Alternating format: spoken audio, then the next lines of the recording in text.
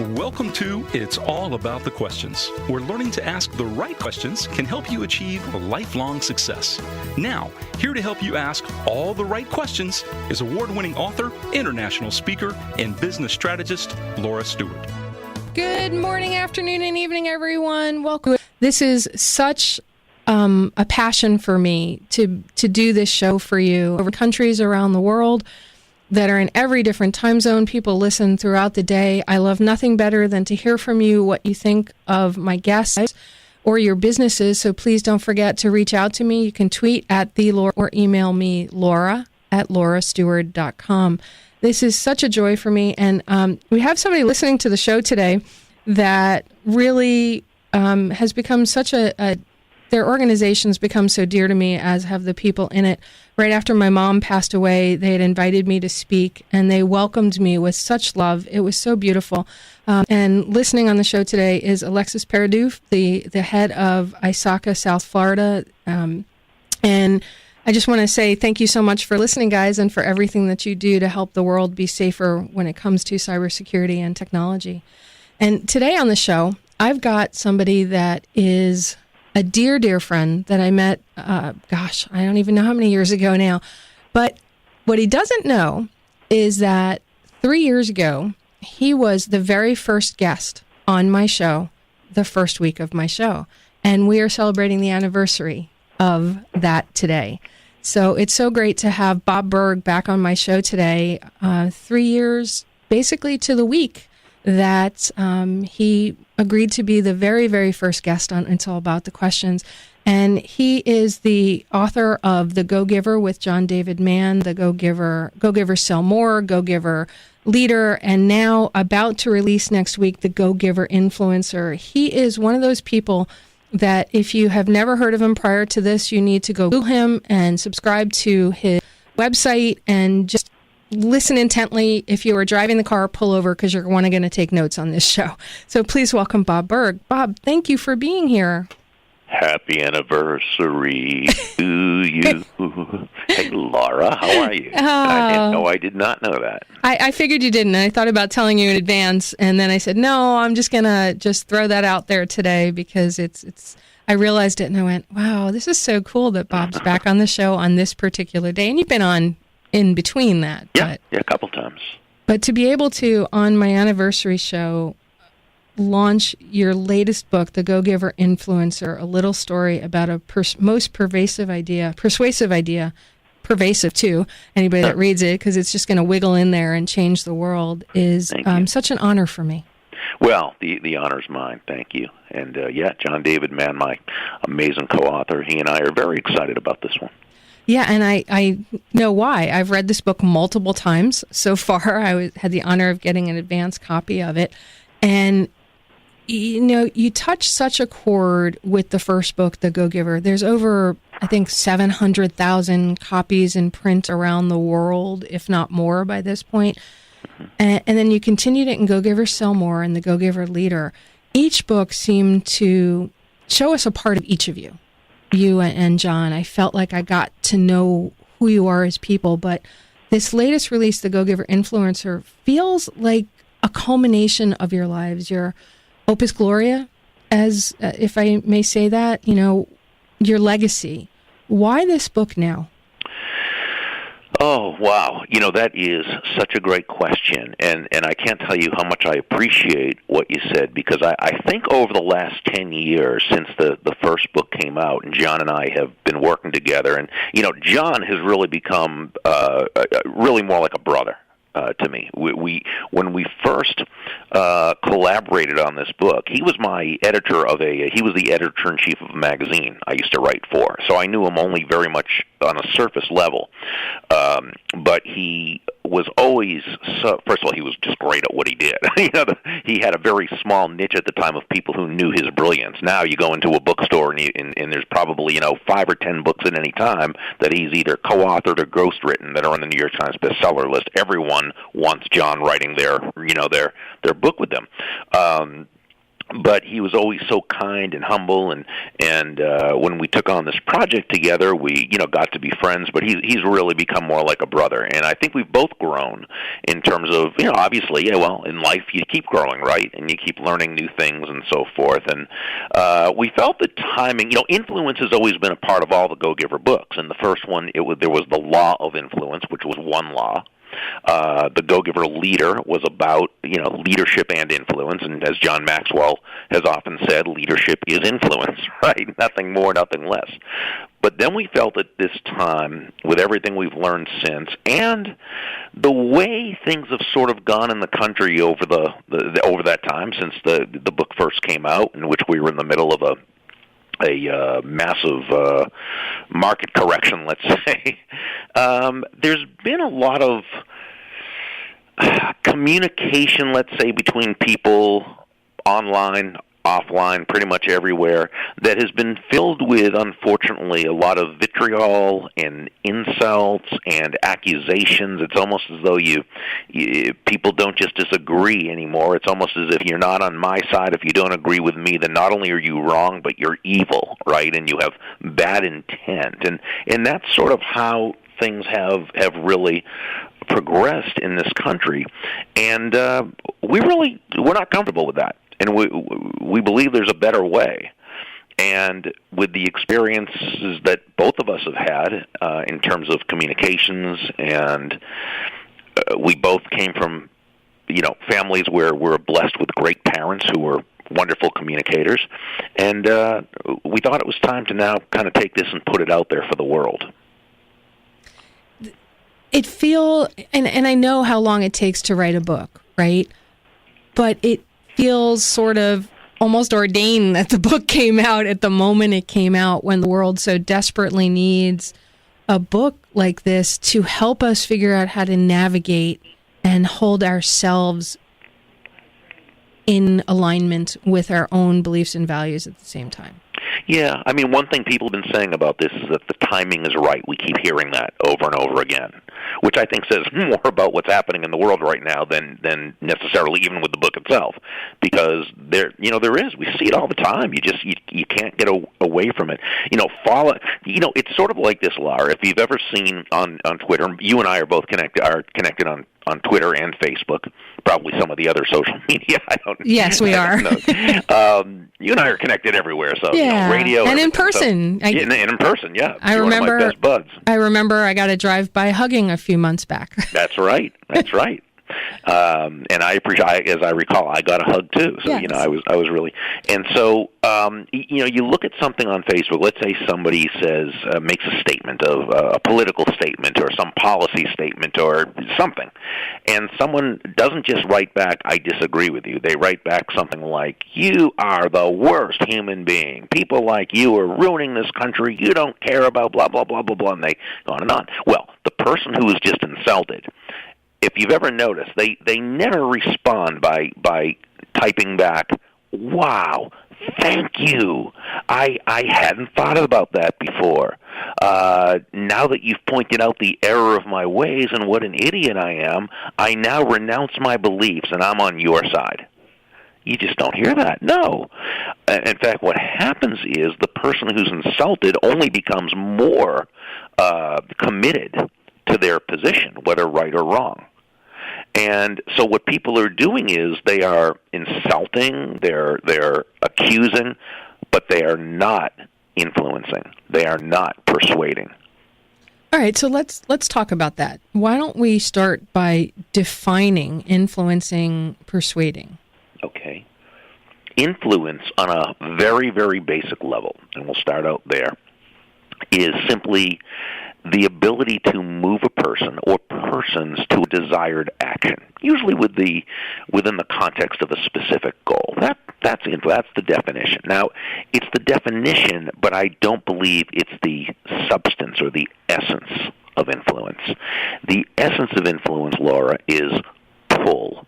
Pull as opposed to push, or as we like to ask, how far can you push a rope? And the answer is not very far, at least not very fast or very effectively, which is why great influencers, effective influencers, genuine influencers, they don't push. you rarely hear someone say, wow, that Steve or that Diane, she is just so influential. She has a lot of push with people, right? She sure is pushy. We'll just follow Never thought of it that way. Okay. Right. No, they say she has influence. She has a lot of pull with people because that's what it is. It's an attraction. Great influencers attract people first to themselves and only then to their ideas. And the best ones do this through understanding that, and I remember Dale Carnegie said this in his classic How to Win Friends and Influence People. It was my favorite sentence in the book. He wrote, ultimately, people do things for their reasons, not our reasons. So a genuine influencer asks themselves questions to sort of check their own motives and make sure that their focus is correct. So they'll ask themselves questions such as, well, how does what I'm asking this person to do, how does it align with their goals, with their wants, their needs, their desires? How does what I want this other person to do, how does it align with their values? And when asking ourselves these questions thoughtfully, intelligently, genuinely, authentically, not as a way to manipulate another human being into doing our will, but as a way of building everyone in the process, now we've come a lot closer to earning that person's commitment as opposed to trying to get their compliance, right? Which is never sustainable. At best, it's not sustainable. At worst, it's a real turnoff. It's manipulation, or it's force, or it's fraud, or what have you. No, we want to earn their commitment. One of my great friends, and I believe you know her, Dondi Scumaci. Love Dondi. Yeah, great leadership practitioner, speaker, mentor. Talk about a wise woman, right? I mean, she's the embodiment of your excellent book. And I love what Dondi says about this. She says, compliance will never take you where commitment can go. Oh, that's a tweetable moment. Anybody out there who's listening, you need to tweet that. Say that one more time, Bob. It's compliance will never take you where commitment can go. And it's at Dondi, DONDISCUMACI, at Dondi Scumaci, just so we can give credit where it's due. Yeah, absolutely. It's such an interesting concept that I think so many people don't think about, and it's all over the Go-Giver series of books, especially in the Go-Giver Influencer. Yeah, well, you think about it and you bring up a great point. In the original, right, what was the law of influence? Your influence is determined by how abundantly you place other people's interests first. Now, no, that does not mean that we should be a doormat or a martyr or self-sacrificial, not at all. It just simply means we understand that to the degree that we can shift from an I focus or me focus to what we call an other focus, right? Or as Sam, one of the mentors in the original story, told Joe the protege, making sure your win is all about the other person's win. That's bringing ultimate value to another human being, right? That's the degree to which you are influential. So great influence is never about the influencer. It's always about those people whose lives we want to influence, whose lives we want to touch, whose lives we want to add value to. And that is the perfect way to go into our first break. We'll be back with more from Bob Burg, the author of The Go-Giver Influencer. We'll be right back. Bob, I've been getting texts from people saying they're just totally loving the interview and the quotes and the comments, and so this is great. And they just go, we just got 3 more other people to start listening, so I love it. Thank you to everybody that's out there listening live. Please be careful if you're driving, listening to the show. Yeah, absolutely, yes. And so do not text while you're driving. Yeah, do not text while you're driving. Please do not do that. The world today, we kind of talked about that, seems so contentious with all sides really, Bob, not seeming able to come to any sort of agreement, like not even a compromise, which you talk about in your book, how compromises always somebody loses. Nobody really gets anything. In the Go-Giver Influencer, that comes out next week, everybody, can be bought everywhere books are sold, and Bob and John have some great pre-order gifts that you can get. You talk about 5 secrets. How can they really help us navigate the world today? I know I have my favorites of them. But Well, yeah. The first one is simply master your emotions. Sounds simple. When I say simply, that doesn't mean it's necessarily easy to do, though there is a way to do it. But that's the biggest thing for most people, because it's only when we're in control of ourselves, only when we can master our own emotions, that we're even in a position to take a potentially negative situation or person and turn it into a win for everyone involved.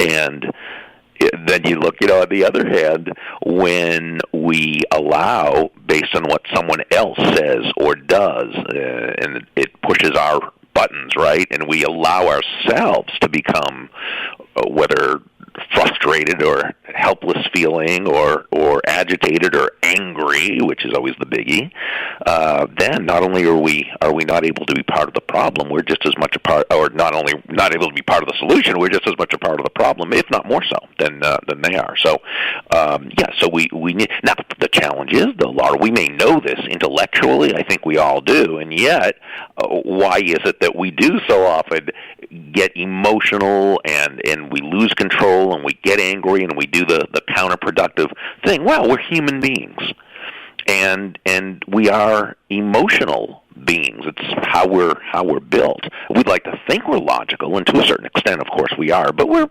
pretty emotion driven. I am.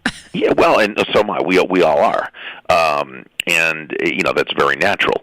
And as human beings, we make major decisions based on emotion, and then we back up those emotion-based decisions with logic. We rationalize, which, if you break up the word rationalize, it simply means we tell ourselves rational lies. Ooh. And we do that too. I'm sure I didn't make that up. I'm not that clever. I think I heard that years ago or something, and it somehow stuck. But we do this in order to justify that decision that we really knew we shouldn't have made, but that we did, or we justify losing control, that it wasn't really our responsibility, or this or that. Well, here's the thing, Laura. It's not that we're saying that you should become an unemotional robot by any means. It's not that we're saying you should forego your emotions. It's not that we're saying you should deny your emotions. In fact, to do that wouldn't be logical, right? Because we are emotion-based people. So, no, we don't need to do that. There's no reason. Emotions are a wonderful part of life. They bring us joy. They make life worth living. No, we're just saying make sure you are the master of your emotions as opposed to they being the master of you. Or, again, let's refer back to our great friend and mentor, Dondi Scumaci. I love what she says about this. I love what I call Dondiisms. She's got a lot. She says, like by all means... Bergisms. Huh? Like I have a lot of Bergisms.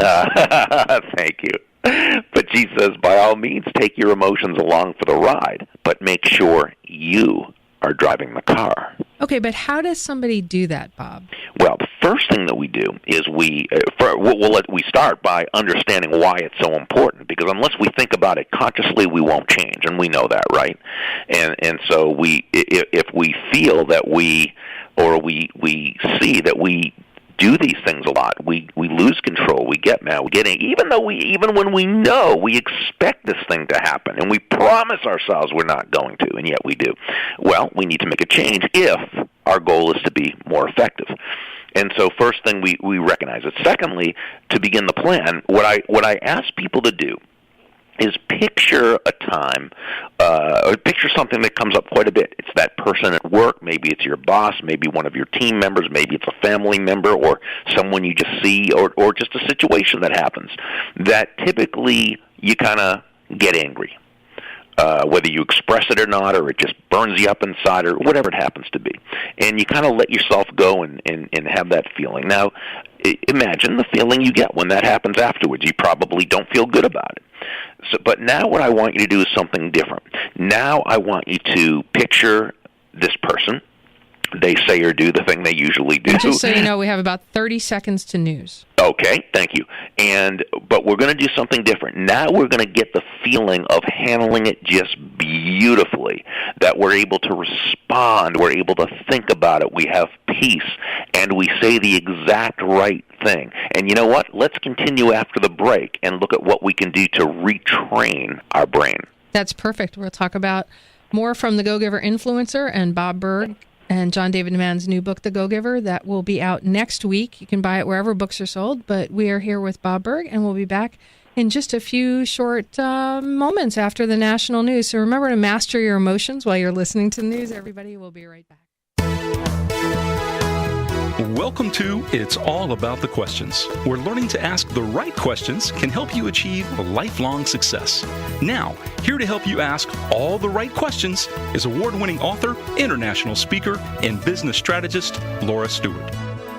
If you're joining us live, welcome on iHeartRadio. We're back for the second half of It's All About the Questions. If it's on podcast, you missed the national news and all of that and all the commercials, and just thank you for listening. We are here with Bob Burg, the author, along with John David Mann, of The Go-Giver Influencer, a little story about a most persuasive idea. This is a book that everybody needs to read. I don't care what age you are. This should be required reading. If you go up to thegogiver.com, you can download some free sample chapters and just get some other really fantastic information. My advanced copy is so dog-eared, everybody, that I'm going to have to buy another copy of the book just so I can have a clean copy of the book. Bob, this copy it's just hysterical how dog-eared I've made it. And I take that as a great compliment. Thank you. Which is so different from when I grew up, where it's like, don't bend the book, don't break the spine of the book. Now I'm just like, I write notes in the margins everywhere. It's truly a powerful book. So before the break, we were talking about one of the first secrets from the Go-Giver Influencer of mastering your emotions, and you teased us. So let's keep going. Yeah. So what I'd asked everyone to do is just picture the next time someone says or does something that elicits feelings in you that are less than positive, that perhaps cause you to make yourself angry and so forth. And you first see it as you usually handle it, if it's negative, and how kind of yucky that feels. But now I want you to see yourself handling it beautifully, okay? Don't worry about the right words. That comes later. But just see yourself feeling calm, feeling relaxed, listening to the person without interrupting, or just even if it's something else that you're not even listening, but just that you are not upsetting yourself with it. You're just, again, as I like to say, handling it beautifully, okay? You're calm, you're serene, you're at peace. Then I want you to, in your mind's eye, just kind of feel that feeling, and how happy you are that you were able to do that, how good it feels to know that you are in control of yourself and in control of your own emotions. There's hardly a better feeling. In fact, let me read something to you from Orison Swett Marden from his book Peace, Power, and Plenty, written in 1909. He wrote, "Self-control is the very essence of character. To be able to look a person straight in the eye, calmly and deliberately, without the slightest ruffle of temper, under extreme provocation, gives a sense of power which nothing else can give.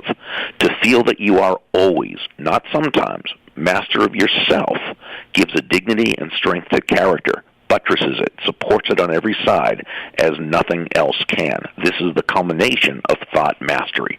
Now, feel that feeling. You are a master of self. You're a master of your emotions. Okay, now, what I want you to do is practice this. Practice in your mind's eye, putting yourself in these situations, and just see yourself, again, handling it beautifully.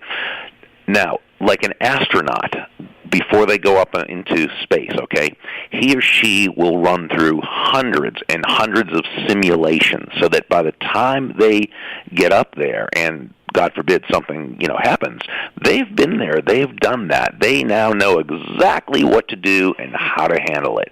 Now, you might say, well, but being up in space isn't the same as a simulation. Not exactly the same. Just like picturing a situation with someone isn't the same as it happening. No, it's not the exact same, but it's close enough. As we know, the subconscious cannot distinguish between what is real and what has been suggested to it over and over again. Now, you don't have to do this hundreds of times, but do this for a while. Do this whenever you think about it. And then the next time something happens where someone does say or do something that typically elicits your upsetting yourself, I want you to handle it beautifully, just as you've practiced, just as you've rehearsed. And then when you do, feel good about it.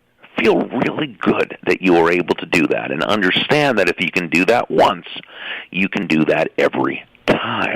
Now, with that in mind, okay, there's a caveat here. Because you're a human being, you won't do it correctly every time. Sometimes you'll mess up. Sometimes I mess up. And you will get angry or emotional, what have you. But then that's okay.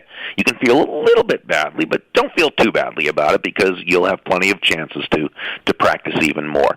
And I'm going to tell you something. If you will really make this a habit, it will change your life. I mean, I can tell you that personally because it changed mine. I had deep anger issues, and I used to just go through this all the time, and this was something that I learned and something that I did, and the difference in my life was just, 180.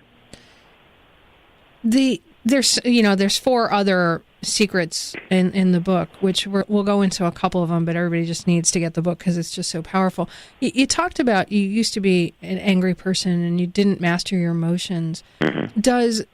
Which I have a hard time believing because I've known you for so many years. And just sometimes when I'm not mastering my emotions, I think of you and go, and it calms me down. It's hard to explain, but I'll say, well, how would Bob respond in this situation? Your famous line from the Go-Giver, the whole idea of don't react, respond. Mm-hmm. Yeah, which I originally learned from Zig Ziglar, by the way. Who is just, he's Zig. How can you, if you don't know about Zig Ziglar, go Google him, everybody. He's amazing. There's something about this concept of mastering your emotions while still having them that, to me, is such a core of the book. There's, the coach says in the book, if you know why you're playing the game, then even if you lose, you win. If you forget why you're playing, then even if you win, you lose. Mm-hmm. To me, that feeds so much to that whole idea of mastering emotions, yet setting all the other pieces that you write about in the book. Why is that such a core belief of yours? Well, I think it's understanding really who you are, and as we know, who you are is the key. That's where character comes into play, and it's living congruent. I always loved what Gandhi said about that when he described integrity, right, is when everything you feel and everything you say and everything you do are in alignment. And I think when we see people of character, and people of character are very influential people, we follow those people. You know that with people of high character, you see that they stand for something, and we always know what they stand for. Now, that doesn't mean that they don't make mistakes. Of course they do, right? It doesn't mean they don't course correct. They absolutely do. And it also doesn't mean, by the way, that they're not flexible on strategy. Sure they are. But when it comes to those values-based decisions, they are absolutely immovable, immutable, and unchangeable. So even if we don't agree necessarily with everything we do, we will follow people like that. We will allow ourselves to be influenced by it because we know they're playing the game the right way. They're playing according to a set of values, and that those values are absolutely unshakable. That's influence. Say that one more time, because I think that's just so important, what you just said. Which part? The part about the values. Yeah, well, they'll be flexible on strategy, but when it comes to the values-based decisions, they're immovable, immutable, and unchangeable. They're just, that's what makes them influential. We may not agree with them, but we will follow them. We will allow ourselves to be influenced by them.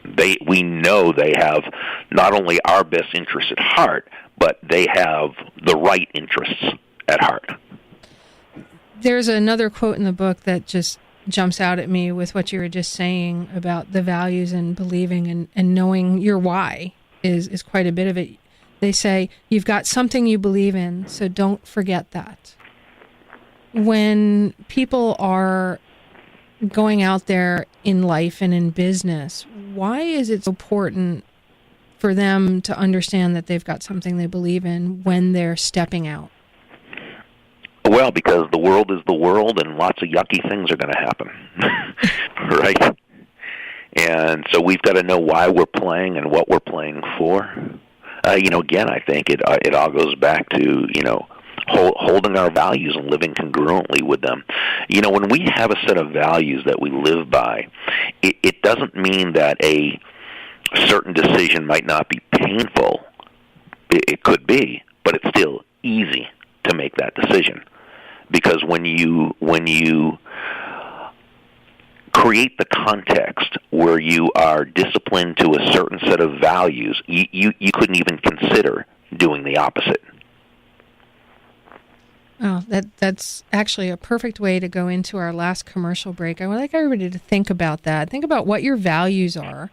And also, are you mastering your emotions? We're going to talk some more with Bob Burg and look at another couple of 5 secrets that are unveiled in the Go-Giver Influencer. Go to thegogiver.com. We'll be right back. Bob, one of the secrets, secret number 5, is something that I know I have a little difficulty with just because of the engineering brain of mine. Facts are facts, and I know when my mom's memory was increasingly getting worse, I had difficulty with it, and that's the secret of let go of having to be right. Can you elaborate on that one and give us some ideas, clarity on it?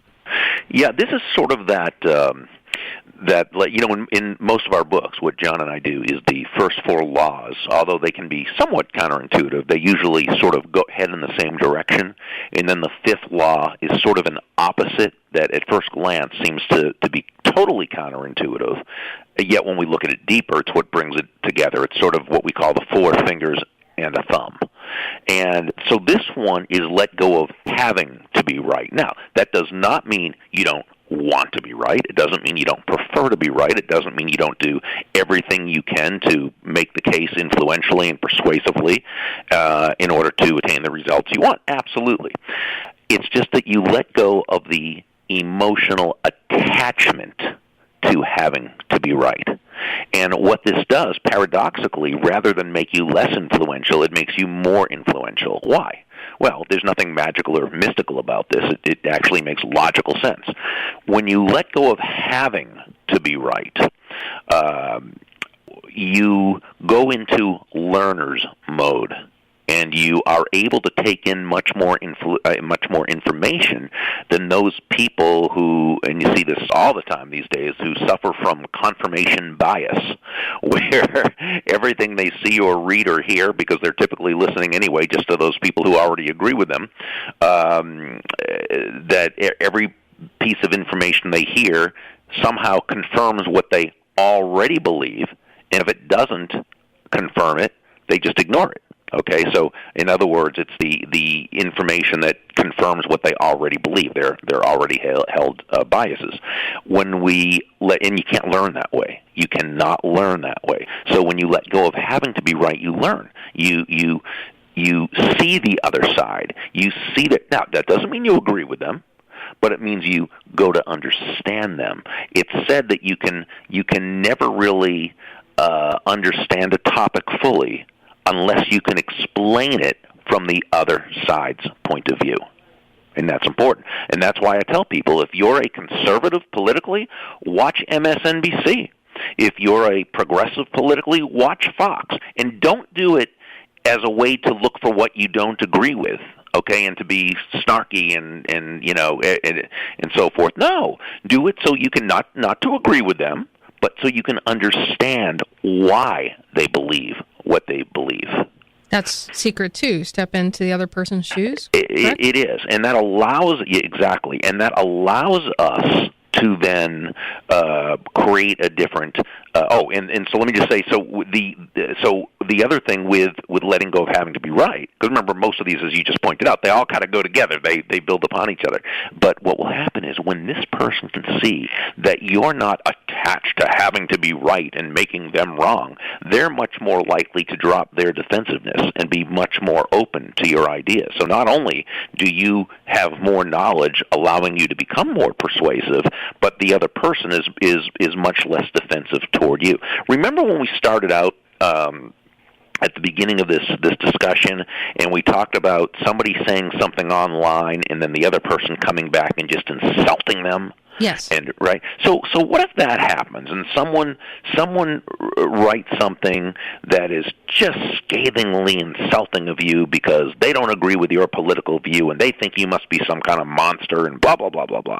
Now, what if we were to, rather than just reacting and insulting them, which again is going to do really nothing. What if we controlled our emotions? What if we stepped into their shoes?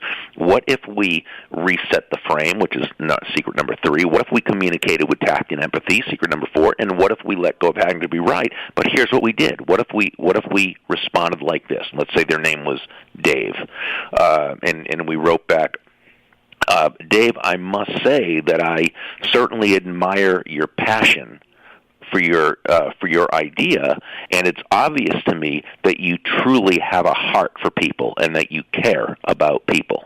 Okay, that's the first part of it.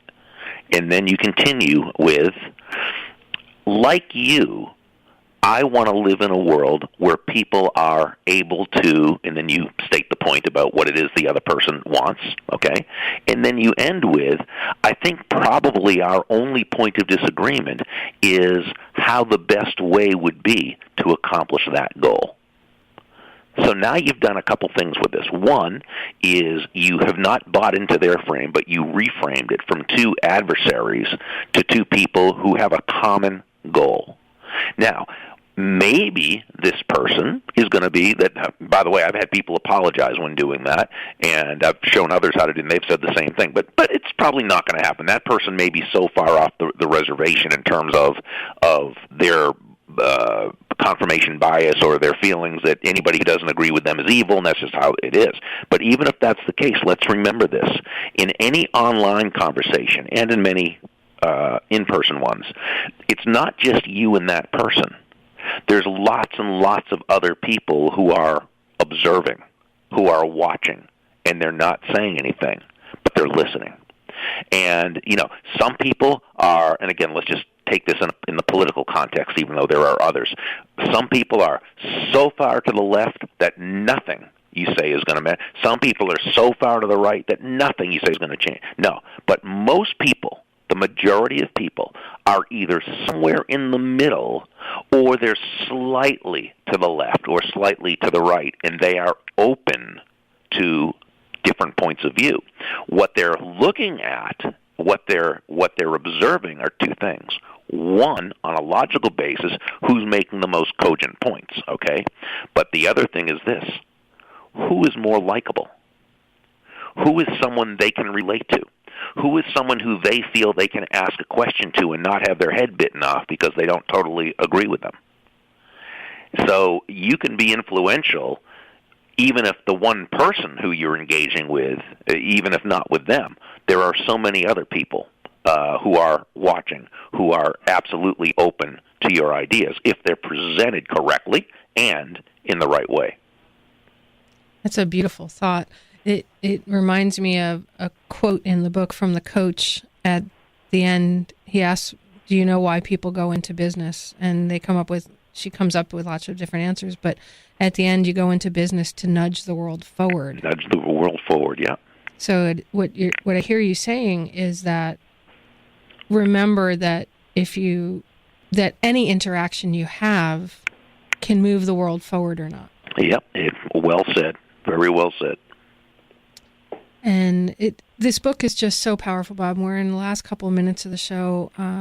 I'd like everybody to remember to go to thegogiver.com. The book is The Go-Giver Influencer, written by Bob Burg and John David Mann. It launches next week, and you can download some free chapters and pre-order copies. It's also, you have an Audible copy. What's the last thought you'd like to leave my listeners with today? Well, I mean, I think it's any time we can understand that if we really want to influence others, to be able to move others, to be able to nudge the world, we've got to be able to look at it from their point of view. We've got to, as John David Mann introduced a term to me that we ended up using in the book, we've got to listen, but not just with our eyes. We've got to and not just with our ears. We've got to listen with the back of our neck. In other words, put our whole being into understanding that person. You know, we say step into the other person's shoes, but remember, most people have different size feet.